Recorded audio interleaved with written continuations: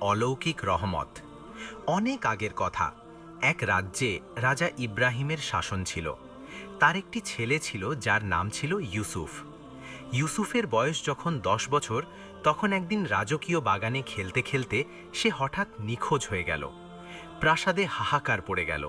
রাজা হাজার হাজার সৈন্য পাঠালেন, ঘোষণা দিলেন, পুরস্কারের কথা জানালেন, কিন্তু ইউসুফের কোনো চিহ্ন পাওয়া গেল না। শোকে রানী অসুস্থ হয়ে পড়লেন এবং রাজার মন ভেঙে গেল। বছরের পর বছর সন্ধান চলল, কিন্তু কোনো ফল হলো না। সেই রাজ্যেরই এক দূরের বস্তিতে আয়েশা নামে এক বিধবা মহিলা থাকতেন। তার একটি ছোট মেয়ে ছিল যাকে তিনি জয়নাব বলে ডাকতেন।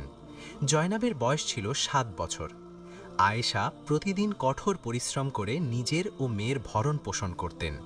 তাদের অবস্থা খুব শোচনীয় ছিল, কিন্তু আয়েশা কখনো কারো কাছে অভিযোগ করেননি।